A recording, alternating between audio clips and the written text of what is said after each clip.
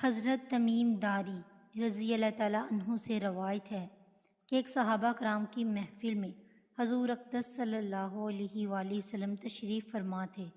ہم نے دیکھا کہ ایک اونٹ بھاگا ہوا ہماری طرف آ رہا ہے اور ہمیں ڈر تھا کہ کہیں وہ حضور پاک صلی اللہ علیہ وآلہ وسلم کو کوئی نقصان نہ پہنچا دے، لیکن وہ جیسے ہی نبی پاک کے قریب پہنچا تو رک گیا اور آہستہ آہستہ چل کر آپ کے سر مبارک کے پاس آ کر کھڑا ہو گیا۔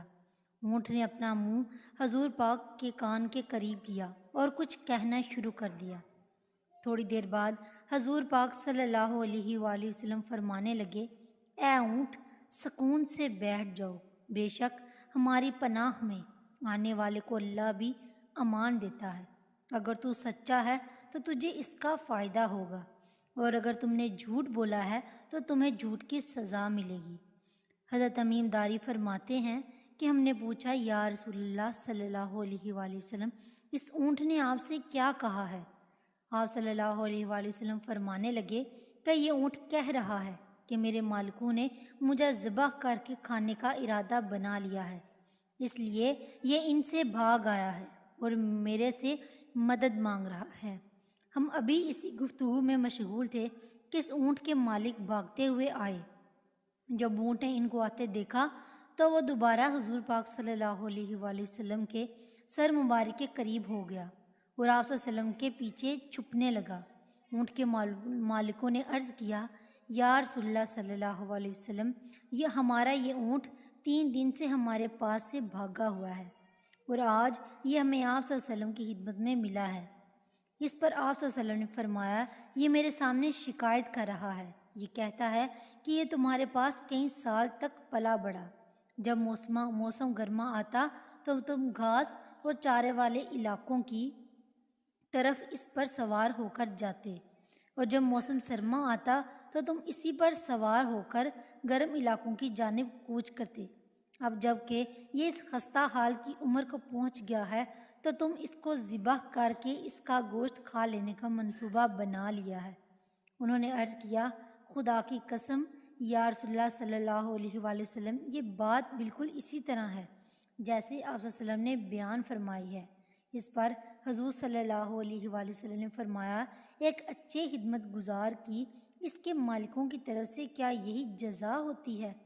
وہ عرض گزار ہوئے، یا رسول اللہ صلی اللہ علیہ وآلہ وسلم، اب ہم اسے بیچیں گے اور نہ ہی اسے ذبح کریں گے۔ اس کے بعد آپ صلی اللہ علیہ وسلم نے اس اونٹ کو ان سے 100 درہم میں خرید لیا اور پھر فرمایا، اے اونٹ، جا، تو اللہ تعالیٰ کی رضا کی خاطر آزاد ہے۔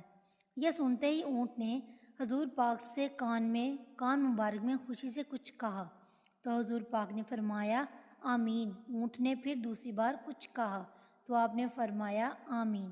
تیسری مرتبہ پھر اونٹ نے کچھ کہا تو اللہ کے نبی نے کہا، آمین۔ جب چوتھی مرتبہ اونٹ نے حضور صلی اللہ علیہ وآلہ وسلم کے کان میں کچھ کہا تو آپ کی آنکھوں سے آنسو جاری ہو گئے اور آپ زاروں قطار رونے لگے۔ ہم نے عرض کی، اے اللہ کے رسول صلی اللہ علیہ وآلہ وسلم، اس اونٹ نے آپ سے کیا کہا ہے؟ آپ صلی اللہ علیہ وآلہ وسلم فرمانے لگے، پہلی دفعہ اونٹ نے کہا کہ اے نبی پاک، آپ کو اسلام اور قرآن کی طرف سے بہترین جزا دے۔ اس پر میں نے کہا، آمین۔ پھر دوسری دفعہ اس نے کہا، اللہ تعالیٰ قیامت کے دن آپ کی امت سے اسی طرح خوف کو دور فرمائے جس طرح آپ صلی اللہ علیہ وآلہ وسلم نے مجھ سے خوف کو دور فرمایا ہے۔ میں نے کہا، آمین۔ اس نے دعا کی، اللہ تعالیٰ دشمنوں سے آپ صلی اللہ علیہ وآلہ وسلم کی امت کے خون کو اسی طرح محفوظ رکھے جس طرح آپ صلی اللہ علیہ وآلہ وسلم نے میرا خون محفوظ فرمایا ہے۔ اس نے پھر کہا کہ اللہ تعالیٰ آپ صلی اللہ علیہ وآلہ وسلم کی امت کے درمیان جنگ و جدال پیدا نہ ہونے دے۔ یہ سن کر مجھے رونا آ گیا، کیونکہ یہی دعا میں نے اپنے رب سے مانگی تھی، تو اس نے پہلی 3 تو قبول فرما لی لیکن اس آخری دعا سے منع فرما دیا۔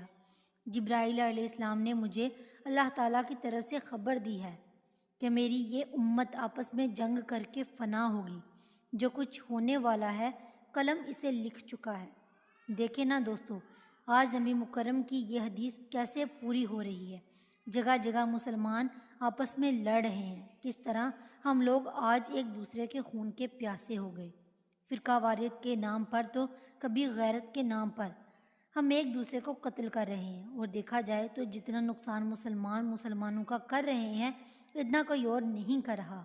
ہمیں آج اپنی آپسی نفرتوں کو ختم کرنے کی ضرورت ہے۔